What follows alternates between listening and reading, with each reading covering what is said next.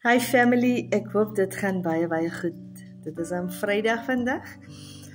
Ek scroll so deur TikTok en ek sien testimonies van mense en dit kom by my, dit kom in my hart op dat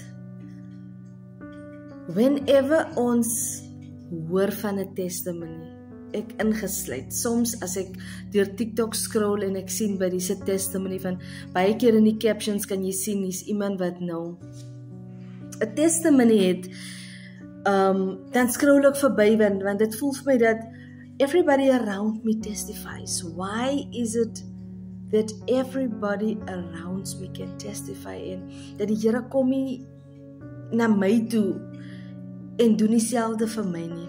Maar weet jy wat?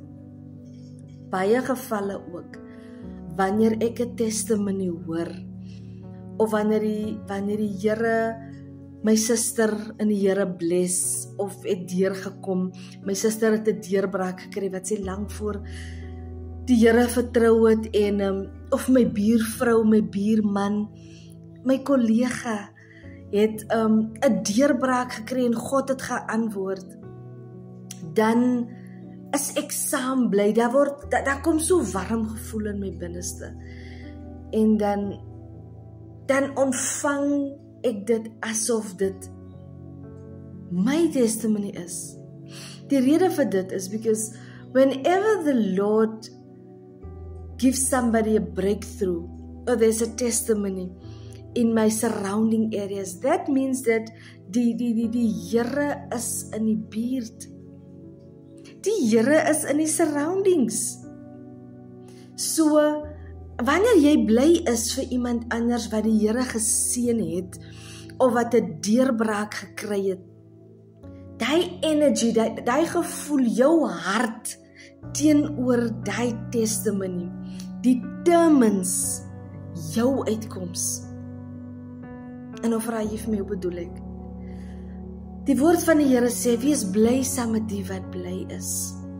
Nou as jou kollega, of jou suster in die Here, in die kerk, jou buurman, jou buurvrou, 'n deurbraak gekry het, en die vrou of die man het 'n testimony, en jy ontvang die testimony asof dit joune is, die energie wat uitkom, die hitte in jou binneste, die regtig bly vir die next persoon, trek dieselfde tipe deurbraak, trek dieselfde tipe blessing na jou toe aan.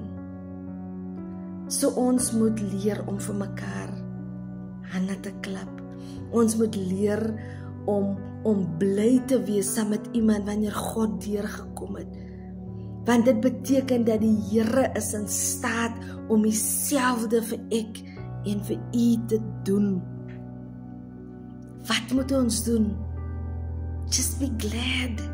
Wees bly asof dit jou eie is. 100% sekerheid, met soveel sekerheid kan ek vir iemand vandag sê, as jy bly is vir iemand se testimony, as jy bly is, God het deurgekom vir jou kollega, vir jou suster, vir jou buurman, dan gaan jy dieselfde getuienis hê, kort voor lank. Ons moet leer om te klap vir mekaar. Ons moet leer om bly te wees vir mekaar. En ontvang die goeie nuus van jou kollega, van jou suster, van jou buurman. Ontvang dit asof dit jou eie is. Julle moet 'n fantastiese naweek hê. Blessings.